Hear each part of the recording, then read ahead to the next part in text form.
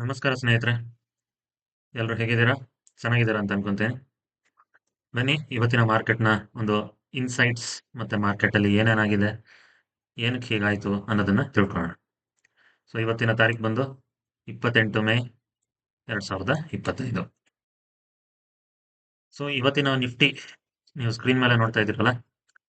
So ಇವತ್ತಿನ Nifty ಬಂದು 73 points ಇಂದ ಮೈನಸ್ ಅಲ್ಲಿ ಕ್ಲೋಸ್ ಆಗಿದೆ. ಸೆನ್ಸೆಕ್ಸ್ -239 ಪಾಯಿಂಟ್ಸ್ ಇಂದ ಕ್ಲೋಸ್ ಆಗಿದೆ.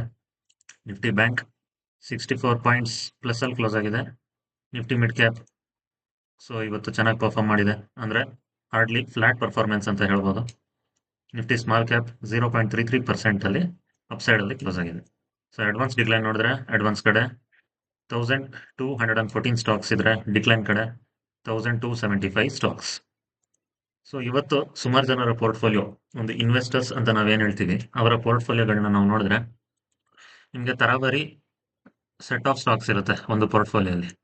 ಸೊ ಆ ಪೋರ್ಟ್ಫೋಲಿಯೋಗಳಲ್ಲಿ ಯಾರ್ಯಾರ್ದು so Nifty mid cap stocks ಇರುತ್ತೆ, ಅವ್ರದ್ದು ಇವತ್ತು ಪೋರ್ಟ್ಫೋಲಿಯೋ ನಿಫ್ಟಿನ ಬೀಟ್ ಮಾಡಿರ್ಲಿಕ್ಕೆ ಸಾಧ್ಯ ಆಗಿರುತ್ತೆ.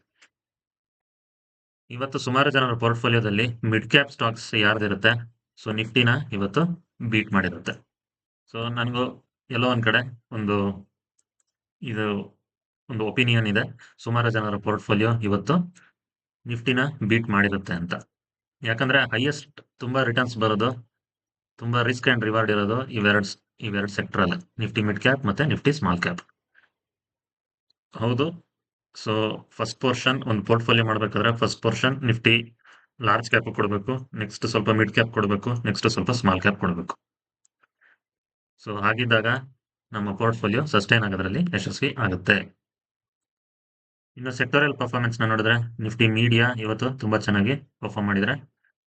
Nifty bank followed by Nifty bank 0.97% ಇಂದ ಚೆನ್ನಾಗಿ ಪರ್ಫಾರ್ಮ್ ಮಾಡಿದ್ದಾರೆ.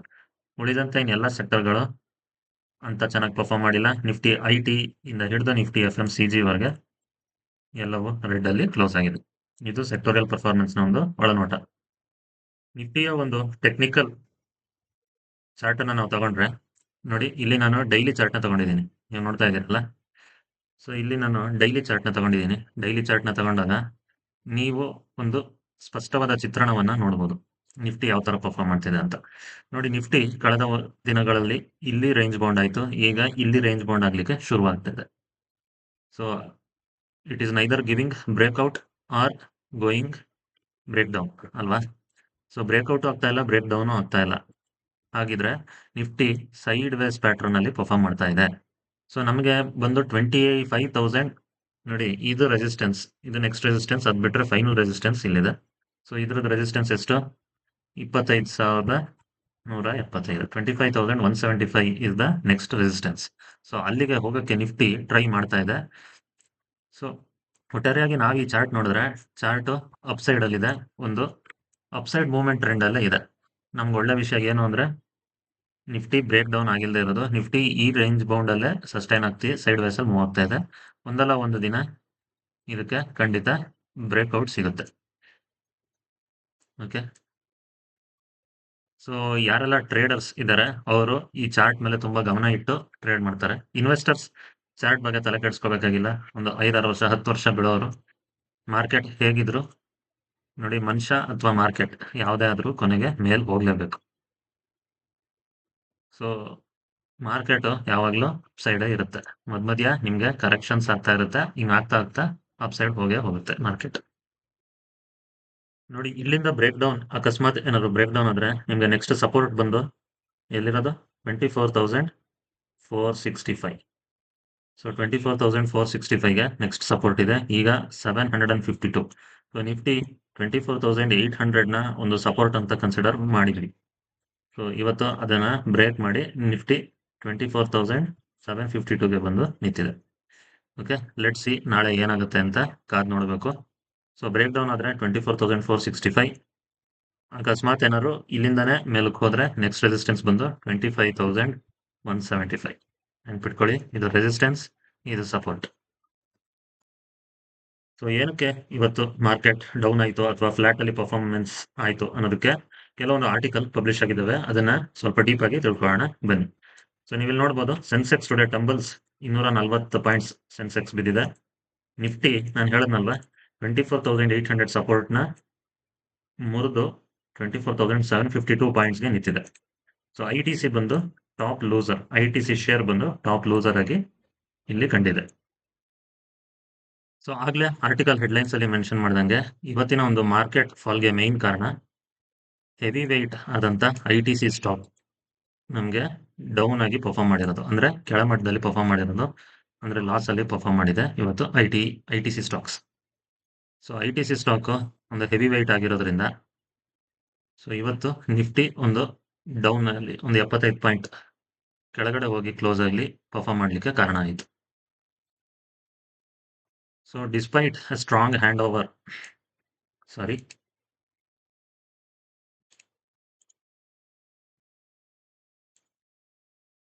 So despite a strong handover from Wall Street, profit booking in auto, IT and metal counters also exerted pressure on the benchmark indices. So ಇದಲ್ದಲೆ wall street ಅಂದ್ರೆ American ಮಾರ್ಕೆಟ್ನ ಒಂದು news ಇರ್ಬೋದು, ಮತ್ತೆ profit booking auto sectors ಆಗಿದೆ, I T sector ಆಗಿದೆ, ಮತ್ತೆ metal sectors ಅಲ್ಲಿ ಆಗಿರೋದ್ರಿಂದ ಇವತ್ತು ಬೆಂಚ್ ಮಾರ್ಕ್ಗಳು ಡೌನ್ ಅಲ್ಲಿ ಹೋಗಿ ಕ್ಲೋಸ್ ಆಗಿದ್ದಾವೆ. ಮತ್ತೆ ಇನ್ನೊಂದು ಕಾರಣ ಮಾರ್ಕೆಟ್ ಏನಕ್ಕೆ ಮೇಲ್ ಹೋಗ್ಲಿಲ್ಲ ಅಂದ್ರೆ ಒಂದು ಫ್ರೆಶ್ ಟ್ರಿಗರ್ಸ್ ಸಿಗ್ತಾ ಇಲ್ಲ ಮಾರ್ಕೆಟ್ಗೆ. ಸೊ ಮಾರ್ಕೆಟ್ ಪರ್ಫಾರ್ಮ್ ಮಾಡ್ಲಿಕ್ಕೆ ನೋಡಿ, ಮಾರ್ಕೆಟ್ ಯಾವತ್ತು ಪರ್ಫಾರ್ಮ್ ಮಾಡೋದು ಒಂದು ನ್ಯೂಸ್ ಬೇಸ್ಡ್ ಆಕ್ಷನ್ಸ್, ಒಂದು ಫ್ಯೂಚರ್ ನ ನೋಡ್ಕೊಂಡು ಮಾರ್ಕೆಟ್ ಯಾವತ್ತು ಪರ್ಫಾರ್ಮ್ ಮಾಡುತ್ತೆ. ಸೊ ಈಗ ಮಾರ್ಕೆಟ್ಗೆ ಪರ್ಫಾರ್ಮ್ ಮಾಡ್ಲಿಕ್ಕೆ ಒಂದು Q4 ನಂಬರ್ಸ್, ಕಂಪ್ನಿಗಳ Q4 ನಂಬರ್ಸ್ ಏನಿತ್ತು ಇದು ಒಂದು ಟ್ರಿಗರ್ ಆಗಿತ್ತು, ಅದು ಈಗ ಮುಗಿತಾ ಬರ್ತಾ ಇದೆ, ಸೊ ಹಾಗಾಗಿ ಮಾರ್ಕೆಟ್ಗೆ ಯಾವುದೋ ಒಂದು ಫ್ರೆಶ್ ಟ್ರಿಗರ್ಸ್ ಅನ್ನೋದು ಸಿಗ್ತಾ ಇಲ್ಲ. ಹಾಗಾಗಿ ಇನ್ವೆಸ್ಟರ್ಸ್ಗಳ ಅಟೆನ್ಷನ್ ಪ್ರೈಮರಿ ಮಾರ್ಕೆಟ್ ಮೇಲೆ ಶಿಫ್ಟ್ ಆಗಿದೆ. ಅದು ಪ್ರೈಮರಿ ಮಾರ್ಕೆಟ್ ಏನು ಅಂದ್ರೆ IPO ಸ್ಪೇಸ್. ಸೊ IPOs ದಿನದಿಂದ ದಿನಕ್ಕೆ ಜಾಸ್ತಿ ಆಗ್ತಾ ಇದೆ, ಸೊ ಎಲ್ಲವೂ ಕೂಡ ಲಿಸ್ಟ್ ಆಗ್ತಾ ಇದಾವೆ. ಸೊ ಇವತ್ತು ನೀವು ಕೆಳಕಂಡಂತೆ ನೋಡ್ಬೋದು, Belrise Industries so 11% premium ಇಂದಿಗೆ ಇವತ್ತು ಲಿಸ್ಟ್ ಆಗಿದೆ. ಸೊ IPO ಪ್ರೈಸ್ 90 ಇದ್ರೆ 97 ರುಪೀಸ್ ಅಲ್ಲಿ ಇವತ್ತು ಕ್ಲೋಸ್ ಆಗಿದೆ. ಸೊ ಮತ್ತೆ ಗೋಯಿಂಗ್ ಫಾರ್ವರ್ಡ್ ಇನ್ವೆಸ್ಟರ್ಸ್ ಏನ ಬಿಲೀವ್ ಮಾಡ್ತಿದ್ದಾರೆ ಅಂದ್ರೆ US federal reserve policy minutes ಇವತ್ತು ಬರೋದ್ರಲ್ಲಿದೆ, ಹಾಗಾಗಿ ಇವತ್ತು ಮಾರ್ಕೆಟ್ ಅಂತ ಚೆನ್ನಾಗಿ ಪರ್ಫಾರ್ಮ್ ಆಗಲಿಲ್ಲ. ಸೊ US ಫೆಡರಲ್ ರಿಸರ್ವ್ ಇವತ್ತು ಮಿನಿಟ್ಸ್ ಅಲ್ಲಿ ಏನಾದರೂ ಇಂಟ್ರೆಸ್ಟ್ ರೇಟ್ಸ್ ಕಮ್ಮಿ ಆಗೋದು, ಜಾಸ್ತಿ ಆಗೋದು, ಅಥವಾ ಮಾರ್ಕೆಟ್ಗೆ ಒಳ್ಳೇದಾಗೋ ಡಿಸಿಷನ್ಸ್ ಏನಾದ್ರು ತಗೊಂಡ್ರೆ ಖಂಡಿತ ಮಾರ್ಕೆಟ್ ನಾಳೆ ಚೆನ್ನಾಗಿ ಪರ್ಫಾರ್ಮ್ ಮಾಡುತ್ತೆ. ಸ್ನೇಹಿತರೆ, ಈ ಸೆಷನ್ ಅಲ್ಲಿ ನಾವು 3 ಸ್ಟಾಕ್ಸ್ ಬಗ್ಗೆ ಮಾತಾಡೋಣ. ಇದರಲ್ಲಿ ಒಂದು ಬಿದ್ದಿದೆ, ಇನ್ನೆರಡು ಚೆನ್ನಾಗಿ ಪರ್ಫಾರ್ಮ್ ಮಾಡಿದೆ. ಅದರಲ್ಲಿ ಮೊದಲನೇದು ನಿಮ್ಮ ಎದುರಿಗೆ ಇರುವಂತದ್ದು stock ITC. So ITC share ಇವತ್ತು ನಿಯರ್ಲಿ 3% ಡೌನ್ ಅಲ್ಲಿ ಕ್ಲೋಸ್ ಆಗಿದೆ ಅಲ್ವಾ. ಸೊ ಏನಕ್ಕೆ ಕ್ಲೋಸ್ ಆಯ್ತೋ, ಏನಕ್ಕೆ ಬಿತ್ತು ಅನ್ನೋ ರೀಸನ್ ನಾವು ತಿಳ್ಕೊಳ್ಳೋಣ. ಸೊ ನಮಗೆ ಗೊತ್ತಿರೋದು ITC ಅಂದ್ರೆ ಏನು, ಸಿಗರೇಟ್ಸ್ ಅಲ್ವಾ, ಸಿಗರೇಟ್ ಮಾತ್ರ ಮಾಡೋದು ಅಂತ. ಬಟ್ ITC ಕೆಳಗಡೆ ದಿನಸಿ ಐಟಮ್ಸ್ ಸುಮಾರು ಮಾಡ್ತವೆ ಅಲ್ವಾ. ಸೊ ದಿನಸಿ ಅಂದ್ರೆ ದಿನನಿತ್ಯಕ್ಕೆ ಬರುವಂತ ಐಟಮ್ಸ್, ತಿನ್ನುವಂತ ಐಟಮ್ಸ್ ಸುಮಾರು ಮಾಡ್ತವೆ. ಸೊ ನೋಡಿ, ನಿಮ್ಮ ಕಣ್ಮುಂದೆ ಆಶೀರ್ವಾದ್ ಇದೆ, ಆಶೀರ್ವಾದ್ ಬ್ರ್ಯಾಂಡ್ ಇದೆ, ಇಪ್ಪಿ ಇದೆ, ಟ್ಯಾಂಗಲ್ಸ್ ಇದೆ, ಡಾರ್ಕ್ ಫ್ಯಾಂಟಸಿ ಇದೆ, ಬಿಸ್ಕೆಟ್ಸ್ ಇದೆ. ಸೊ ಎಲ್ಲಾ ಸೆಕ್ಟರ್ ಅಲ್ಲೂ ಇವರು ITC ಅವರು ಇದ್ದಾರೆ. ಸೊ ಈ ಸೆಕ್ಟರ್ ಬೇರೆ ಕಂಪ್ನಿಗಳ ಜೊತೆ ಒಂದು ಕಾಂಗ್ಲೋಮರೇಟ್ ಅನ್ನ ಮಾಡ್ಕೊಂಡಿದ್ದಾರೆ, ಅಂದ್ರೆ ಒಂದು ಒಪ್ಪಂದವನ್ನ ಮಾಡ್ಕೊಂಡಿದ್ದಾರೆ ಅಲ್ವಾ. ಸೊ ಇದರಿಂದ ಇವತ್ತು ಸ್ಟಾಕ್ ಬಿದ್ದಿದೆ ಅಂತ ಒಂದು ಸುದ್ದಿ ಇದೆ, ಅದು ಏನು ಅಂತ ನಾವು ನೋಡೋಣ ಬನ್ನಿ. ಸೊ ಏನಕ್ಕೆ ಇವತ್ತು ಶೇರ್ 3% ಡೌನ್ ಪರ್ಫಾರ್ಮ್ ಮಾಡಿದೆ ಅಂತ ನೋಡಿದ್ರೆ ನೋಡಿ, ಬ್ಯಾಟ್ ಅನ್ನೋರ್ ಜೊತೆ, ಈ ಬ್ಯಾಟ್ ಅಂದ್ರೆ ಕ್ರಿಕೆಟ್ ಆಡೋ ಬ್ಯಾಟ್ ಅಲ್ಲ, ಇದು ಒಂದು ಕಂಪನಿ. ಈ ಕಂಪನಿ ಜೊತೆ ಇವರು ಒಪ್ಪಂದವನ್ನ ಮಾಡ್ಕೊಂಡಿದ್ದಾರೆ. ಅವರು ಏನ್ ಮಾಡಿದ್ದಾರೆ, offloads 2.5% equity for 12,100 crores in block deal. So ಒಂದು ಬ್ಲಾಕ್ ಡೀಲ್ ಆಗಿದೆ.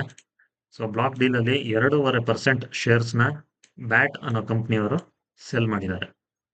ಎಷ್ಟು ರೂಪಾಯಿಗೆ, 12,100 ಕೋಟಿ ರೂಪಾಯಿಗೆ ಸೆಲ್ ಮಾಡಿದ್ದಾರೆ. ಸೊ ನಾನು ಆಗ್ಲೇ ಹೇಳಿದೆ, ಸೊ ಇವರು ಬ್ಯಾಟ್ ಅನ್ನೋ ಕಂಪನಿ ಜೊತೆ ಒಂದು ಒಪ್ಪಂದವನ್ನ ಮಾಡ್ಕೊಂಡಿದ್ದಾರೆ ಅಂತ. ಸೊ ಬ್ಯಾಟ್ ಅಂದ್ರೆ ಏನು, ಬ್ರಿಟಿಷ್ ಅಮೆರಿಕನ್ ಟೊಬ್ಯಾಕೋ PLC, ಅಂದ್ರೆ ನಮ್ಮಲ್ಲಿ ಹೇಗೆ ಪ್ರೈವೇಟ್ ಲಿಮಿಟೆಡ್ ಅಂತ ಕರಿತೀವಿ ಹಾಗೆ ಸೊ UK PLC ಅಂತ ಕರೀತಾರೆ. ಸೊ ಇದು ಬ್ರಿಟಿಷ್ ಅಮೆರಿಕನ್ ಟೊಬ್ಯಾಕೋ BAT, ಅಂದ್ರೆ ಇವ್ರ ಜೊತೆ ಒಂದು ಕಾಂಗ್ಲೋಮರೇಟ್ ITC ಅವರು ಮಾಡ್ಕೊಂಡಿದ್ದಾರೆ. ಸೊ ಯಾವಾಗ ಇವತ್ತು ಮೇ 28 ಒಂದು ಬ್ಲಾಕ್ ಡೀಲ್ ನಡೆದಿದೆ. ಸೊ ಏನ್ ಮಾಡಿದ್ದಾರೆ, ಅವರು ಸ್ಟೇಕ್ನ ಟ್ರಿಮ್ ಮಾಡಿದ್ದಾರೆ. ಎಷ್ಟು ಪರ್ಸೆಂಟ್? 2.5%. ಆಗ್ಲೇ ಹೇಳ್ದಂಗೆ 2.5% ಒಂದು ಬ್ಲಾಕ್ ಡೀಲ್ ವಿಂಡೋದಲ್ಲಿ ಸೆಲ್ ಮಾಡಿದ್ದಾರೆ, ನಿಯರ್ಲಿ 12,100 ಕೋಟಿ ರೂಪಾಯಿಗೆ. ಓಕೆ. ಸೊ ನೆಕ್ಸ್ಟ್ ಶೇರ್ ಬಂದು ಯಾವುದು? Apple 3i limited. Apple India limited ಇತ್ತು, ಈಗ ಆಪಲ್ 3i ಲಿಮಿಟೆಡ್ ಅಂತ ಆಗಿದೆ. ಸೊ ಇವತ್ತು ನೋಡಿ ನಿಯರ್ಲಿ 3.67% ಮೇಲಕ್ಕೆ ಹೋಗಿ ಕ್ಲೋಸ್ ಆಗಿದೆ. ಒಂದು ಒಳ್ಳೆ ಜಂಪನ್ನ ಕೊಟ್ಟಿದೆ. ನೋಡಿ ಮಧ್ಯಾಹ್ನ 12:30 ಯಾವುದೇ ರೀತಿಯಾದ ಒಂದು ಸಾಮಾನ್ಯವಾದ ಟ್ರೇಡ್ ಇತ್ತು. ಸೊ ಅದಾದ್ಮೇಲೆ ಒಂದು ಒಳ್ಳೆ ಜಂಪನ್ನ ಕೊಟ್ಟಿದೆ. ಇದ್ರ ಬಗ್ಗೆ ಯಾವುದೇ ರೀತಿಯಾದಂತ ಒಂದು ನ್ಯೂಸ್ ಇಲ್ಲ, ಜಸ್ಟ್ ಫಾರ್ ಇನ್ಫಾರ್ಮೇಶನ್ ಇದು ಒಂದು ಒಳ್ಳೆ ಸ್ಟಾಕ್ ಆಗಿರೋ ಕಾರಣ ಸೊ ಈ ಶೇರ್ನ ನಿಮ್ಮ ಮುಂದೆ ಪ್ರಸ್ತುತ ಪಡಿಸ್ತಾ ಇದ್ದೀನಿ. ಇನ್ವೆಸ್ಟರ್ಸ್ ಇದ್ರ ಮೇಲೆ ಗಮನ ಹರಿಸಿ ನಿಮ್ಮ ಪೋರ್ಟ್ಫೋಲಿಯೋಲಿ ಆಡ್ ಮಾಡ್ಕೋಬಹುದು. ಸೊ ಆಪಲ್ ಇಂಡಿಯಾ ಸ್ಟಾಕ್ನ ಒಂದು ಡೈಲಿ ಚಾರ್ಟ್ ನಿಮ್ಮ ಕಣ್ಮುಂದೆ ಇದೆ. ಸೊ ಈ ಡೈಲಿ ಚಾರ್ಟ್ ಅಲ್ಲಿ ನೋಡಿ, ಸೊ ಇದು ಆಲ್ ಟೈಮ್ ಹೈ, ನಿಯರ್ಲಿ 1,900 ರೂಪಾಯಿಗಳ ಹತ್ತತ್ರ ಹೋಗಿ ಆಲ್ ಟೈಮ್ ಹೈನ ಮಾಡಿದೆ. ಅದಾದ್ಮೇಲೆ ಸ್ಟಾಕ್ ಕಂಟಿನ್ಯೂಸ್ ಡೌನ್ ಫಾಲ್ ಆಯಿತು, ನಿಯರ್ಲಿ 30% ಸ್ಟಾಕ್ ಕ್ರ್ಯಾಶ್ ಆಗಿತ್ತು. ಸೊ ಅದಾದ್ಮೇಲೂ ಕೂಡ ಇಲ್ಲಿ ಒಂದು ಸೂಪರ್ ಡೂಪರ್ ಆಗಿ ಗ್ಯಾಪ್ ಡೌನ್ ಓಪನಿಂಗ್ ಆಗಿ ಇಲ್ಲಿವರೆಗೂ ಬಿದ್ದು ಇಲ್ಲಿಂದ ಮತ್ತೆ ಮೇಲಕ್ಕೆ ಹೋಗಿದೆ ಅಲ್ವಾ. ಸ್ಟಾಕ್ ಈ ಟ್ರೆಂಡ್ ಲೈನ್ ಬ್ರೇಕ್ ಮಾಡಿ ಮೇಲಕ್ಕೆ ಹೋಯ್ತು. ಸೊ ಮೇಲಕ್ಕೆ ಹೋದಾಗ ನಮ್ಗೆ ನೀವು ಇಲ್ಲಿ ನೋಡ್ಬೋದು, ಸೊ ಒಂದು W pattern, first W pattern, ಇದು ಸೆಕೆಂಡ್ ಡಬ್ಲ್ಯೂ ಪ್ಯಾಟ್ರನ್. ಸೊ ಇವೆರಡು ಪಾಯಿಂಟ್ ಅಲ್ಲೂ ಈಗ ಇವೆರಡನ್ನು ಮೀರಿ ಒಂದು ಬ್ರೇಕ್ಔಟ್ ಅನ್ನ ಕೊಟ್ಟಿದೆ. ಸೊ ಈ ಪಾಯಿಂಟ್ ಅನ್ನ ಮೀರಿ ಬ್ರೇಕ್ಔಟ್ ಅನ್ನ ಕೊಡಬೇಕು, ಸ್ಟಾಕ್ ಅದಕ್ಕೆ ತಯಾರಿಯಾಗಿ ನಿಂತಿದೆ. ಸೊ ಸ್ವಿಂಗ್ ಟ್ರೇಡರ್ಸ್ ಇದ್ರ ಬಗ್ಗೆ ತುಂಬಾ ಗಮನ ಹರಿಸ್ತಾರೆ. ಸೊ ನೋಡಿ ಒಂದು ಸ್ವಿಂಗ್ ಟ್ರೇಡ್ ನಿಮ್ಗೆ ಸಿಗ್ತಾ ಇದೆ. ಸೊ 1,900 ಆಲ್ ಟೈಮ್ ಹೈ, ಈಗ 1,736. ಸೊ ಇನ್ನು ನಿಮ್ಗೆ 170 ರೂಪಾಯಿಗಳ ಅಂತರ ಇದೆ. ಖಂಡಿತ ಇವಾಗಲೂ ನೀವು ಇನ್ವೆಸ್ಟ್ ಮಾಡಿದ್ರೆ ಇದರಲ್ಲಿ ತುಂಬಾ ಚೆನ್ನಾಗಿ ನೀವು ದುಡ್ಡು ಮಾಡ್ಬೋದು. ಸೊ ನೆಕ್ಸ್ಟ್ ಕಂಪ್ನಿ ಬಂದು ನೆಟ್ವೆಬ್ technology.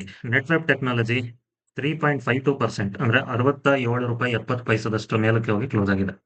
So pre market session ಅಲ್ಲಿ 2,000 ಟಚ್ ಆಗಿ ಅದಾದ್ಮೇಲೆ ಪ್ರಾಫಿಟ್ ಬುಕಿಂಗ್ ಅಲ್ಲಿ ಮತ್ತೆ ಡೌನ್ ಆಗಿದೆ. ಸೊ ಇದರಲ್ಲೂ ಏನು ಅಂತ ನ್ಯೂಸ್ ಇರಲ್ಲ. ಸೊ ಇದು ಇನ್ಸೈಡರ್ಸ್ಗೆ ನ್ಯೂಸ್ ಗೊತ್ತಿರುತ್ತೆ. ಸೊ ಪಬ್ಲಿಕ್ ಅಲ್ಲಿ ನ್ಯೂಸ್ ಆಗಿಲ್ಲ, ಇನ್ಸೈಡರ್ಸ್ಗೆ ನ್ಯೂಸ್ ಗೊತ್ತಿರುತ್ತೆ, ಅವರಿಂದ ತುಂಬಾ ಚೆನ್ನಾಗಿ ಬೈ ಆಗ್ತಾ ಇರುತ್ತೆ. ಸೊ ಹಾಗಾಗಿ ಇವತ್ತು ಈ ಸ್ಟಾಕ್ ಅಲ್ಲೂ ಕೂಡ ತುಂಬಾ ಚೆನ್ನಾಗಿ ಬೈಯಿಂಗ್ ಮೊಮೆಂಟಮ್ ಬಂದಿದೆ. ಸೊ ನೆಟ್ವೆಬ್ನ ಒಂದು ಟೆಕ್ನಿಕಲ್ ಚಾರ್ಟ್ ನ ನೋಡಿದ್ರೆ ಇದು ಕೂಡ daily chart. So all time high ಬಂದು 3,057 rupees ನೆಟ್ವೆಬ್ನ all time high. So stock ಅವಾಗ ಬಿಕಾಸ್ ಆಫ್ ಒಂದು ಡೀಪ್ ಸೀಕ್ ಅಂತ ಒಂದು AI ಏನಿದೆ ಚೈನಾದವ್ರದ್ದು, ಆ ನ್ಯೂಸ್ ಬಂದಾಗ ಸ್ಟಾಕ್ ತುಂಬಾ ಕ್ರ್ಯಾಶ್ ಆಯಿತು. ಅದಾದ್ಮೇಲೆ ಕಂಪ್ನಿ ಕಡೆಯಿಂದ ಒಂದು ನ್ಯೂಸ್ ಬಂತು, ಅಡ್ವರ್ಟೈಸ್ಮೆಂಟ್ಸ್. ಸೊ ಕಂಪ್ನಿ ಕಡೆಯಿಂದ ಒಂದು ನ್ಯೂಸ್ ಬಂತು, ಸೊ ಡೀಪ್ ಸೀಕ್ ಬರೋದ್ರಿಂದ ನಮ್ಮ ಡೇಟಾ ಸೆಂಟರ್ಸ್ಗಳು ಜಾಸ್ತಿ ಆಗುತ್ತೆ. ಸೊ ಜಾಸ್ತಿ ಆಗೋ ಕಾರಣ ನಮಗೆ ತುಂಬಾ ಕೆಲಸ ಬರುತ್ತೆ, ನಮಗೆ ಒಳ್ಳೊಳ್ಳೆ ಕಾಂಟ್ರಾಕ್ಟ್ ಸಿಗುತ್ತೆ ಅಂತ. ಅದಾದ್ಮೇಲೆ ಸ್ಟಾಕ್ ಚೆನ್ನಾಗಿ ಪರ್ಫಾರ್ಮ್ ಮಾಡ್ಲಿಕ್ಕೆ ಶುರುವಾಯಿತು. ಸೊ ಒಂದು ಹಂತಕ್ಕೆ ಪರ್ಫಾರ್ಮ್ ಮಾಡ್ಲಿಕ್ಕೆ ಶುರು ಆದ್ಮೇಲೆ ಪ್ರಾಫಿಟ್ ಬುಕಿಂಗ್ ಆಗುತ್ತೆ. ಸೊ ಎಲ್ಲಿವರೆಗೂ ಸ್ಟಾಕ್ ಕ್ರ್ಯಾಶ್ ಆಯಿತು ಅಂದ್ರೆ ನೋಡಿ, ನಿಯರ್ಲಿ 60% ಸ್ಟಾಕ್ ಕ್ರ್ಯಾಶ್ ಆಗಿದೆ ಅಲ್ವಾ. ಸೊ 60% ಸ್ಟಾಕ್ ಕ್ರ್ಯಾಶ್ ಆದಾಗ ಇಲ್ಲಿ ಒಂದು ಬಾಟಮ್ ಫಾರ್ಮೇಶನ್ ಆಯಿತು. ಸೊ ಈ ರೇಂಜ್ ಒಂದು ಕನ್ಸಾಲಿಡೇಷನ್, ಬಾಟಮ್ ಕನ್ಸಾಲಿಡೇಷನ್ ಅಂತ ಏನಿದೆ, ಸೊ ಅದು ಆಗ್ತಾ ಇದೆ. ನೋಡಿ ಯಾವುದೇ ಒಂದು ಸ್ಟಾಕ್ ತುಂಬಾ ಮೇಲೆ ಹೋದಾಗ ಸೆಲ್ಲರ್ಸ್ಗಳು ತುಂಬಾ ಸೆಲ್ ಮಾಡ್ತಾರೆ, ಅಂದ್ರೆ ಪ್ರಾಫಿಟ್ ಬುಕಿಂಗ್ ಮಾಡ್ಕೊಳ್ಳೋರು ತುಂಬಾ ಜನ ಇರ್ತಾರೆ. ಸೊ ಎಲ್ಲಿವರೆಗೆ ಸೆಲ್ಲರ್ಸ್ ಸೆಲ್ ಮಾಡ್ತಾರೆ ಅಲ್ಲಿವರೆಗೂ ಸ್ಟಾಕ್ ಬೀಳುತ್ತೆ. ಸೊ ಎಲ್ಲಿ ಸೆಲ್ಲರ್ಸ್ಗಳು ಪೂರ್ಣ ವಿರಾಮ ಕೊಡ್ತಾರೆ, ಅಂದ್ರೆ ಸೆಲ್ ಮಾಡೋದನ್ನ ನಿಲ್ಲಿಸ್ತಾರೆ, ಅವಾಗ ಇನ್ವೆಸ್ಟರ್ಸ್ ಅಲ್ಲಿ ಆಕ್ಟಿವೇಟ್ ಆಗ್ತಾರೆ. ಸೊ ಅದು ಇಲ್ಲಿ ನಿಮ್ಗೆ ಗೊತ್ತಾಗ್ತಾ ಇದೆ. ಸೊ ಈ ಒಂದು ರೇಂಜ್ ಬೌಂಡ್ ಏನಿದೆ, ಬಾಟಮ್ ಫಾರ್ಮೇಶನ್, ಇಲ್ಲಿ ಇನ್ವೆಸ್ಟರ್ಸ್ ತುಂಬಾ ಜನ ಇನ್ವೆಸ್ಟ್ ಮಾಡಿದ್ದಾರೆ. ಸೊ ಇಲ್ಲಿ ಕೂಡ ಇನ್ವೆಸ್ಟ್ ಮಾಡಿರೋರಿಗೆ ಇವಾಗ್ಲೂ ಕೂಡ ಒಂದು ಒಳ್ಳೆ ಪ್ರಾಫಿಟ್ ಅಲ್ಲಿ ಇದ್ದಾರೆ, ತೋರಿಸ್ತೀನಿ ನೋಡಿ. ಸೊ ಮತ್ತೆ ನೀವು ಮೆಜರ್ ಅನ್ನ ತಗೊಂಡ್ರೆ, ಸೊ ಇಲ್ಲಿ ಪ್ರಾಫಿಟ್ ಮಾಡಿದ್ರೆ ನೋಡಿ, ಇಲ್ಲಿಂದ ಇಲ್ಲಿಗೆನೆ 59% ಪ್ರಾಫಿಟ್ ಅಲ್ಲಿ ಇದ್ದಾರೆ, ಅಂದ್ರೆ ಹೆಚ್ಚು ಕಡಿಮೆ 59% ಒಂದು ಪ್ರಾಫಿಟ್ ಅನ್ನ ನಾವು ನೋಡ್ಬೋದು. ಯಾಕಂದ್ರೆ ಇದು ಕಮ್ಮಿ ಬಿದ್ದಿದ್ದು 1,270 ರೂಪಾಯಿಗೆ ಬಿದ್ದಿತ್ತು, 1,270 rupees. ಅಲ್ಲಿಂದ ಇವಾಗ 2,000, ಅಂದ್ರೆ ನಿಯರ್ಲಿ 59% ಮೇಲಕ್ಕೆ ಹೋಗಿದೆ ಅಲ್ವಾ.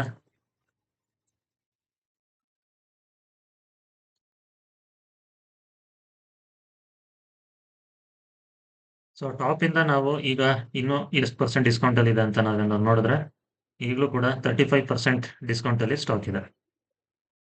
ಓಕೆ, ಸೊ ಸ್ಟಾಕ್ ಆಲ್ರೆಡಿ ನಿಮಗೆ ಒಂದು ಸ್ವಿಂಗ್ ಪ್ಯಾಟರ್ನ್ ಕೊಡೋಕ್ಕೆ ರೆಡಿ ಆಗಿದೆ. ಸೊ ಇದರದ್ದು ನೆಕ್ಸ್ಟ್ ಮೈನ್ ರೆಸಿಸ್ಟೆನ್ಸ್ ಬಂದು 2400 ರುಪೀಸ್. ಸೊ ಆಲ್ರೆಡಿ ಸ್ಟಾಕ್ 2030 ರುಪೀಸ್ನ ಟಚ್ ಆಗಿ ಡೌನ್ ಆಗಿದೆ. ಸೊ ಇನ್ನು 400 ರುಪೀಸ್ ಅಲ್ಲಿ ಹೋಗೋದೇನು ದೊಡ್ಡದಿಲ್ಲ ಈ ಸ್ಟಾಕ್ಗೆ, ಯಾಕಂದ್ರೆ ಇದು ಚೆನ್ನಾಗಿ ಪರ್ಫಾರ್ಮ್ ಮಾಡಿದ್ರೆ ದಿನಕ್ಕೆ 10% 8% ಓಡುತ್ತೆ. ಹಾಗಾಗಿ ಇವಾಗಲೂ ಕೂಡ ಒಂದು ಗೋಲ್ಡನ್ ಚಾನ್ಸ್, ಖಂಡಿತ ಇನ್ವೆಸ್ಟ್ ಮಾಡಿ. ಓಕೆ, ಸೊ ವೀಕ್ಷಕರೇ, ಇಲ್ಲಿಗೆ ಈ ವಿಡಿಯೋನ ಮುಗಿಸ್ತಾ ಇದ್ದೀನಿ. ಈ ವಿಡಿಯೋದಲ್ಲಿ ನಿಫ್ಟಿ ಅನಾಲಿಸಿಸ್ ಮತ್ತೆ ಕೆಲವು ಸ್ಟಾಕ್ಸ್ಗಳ ಬಗ್ಗೆ ಮಾತಾಡಿದ್ದೀವಿ. ಸೊ ಮುಂದಿನ ವಿಡಿಯೋದಲ್ಲಿ ಸಿಗೋಣ. ಅಲ್ಲಿವರೆಗೆ ಟೇಕ್ ಕೇರ್, ಬಾಯ್.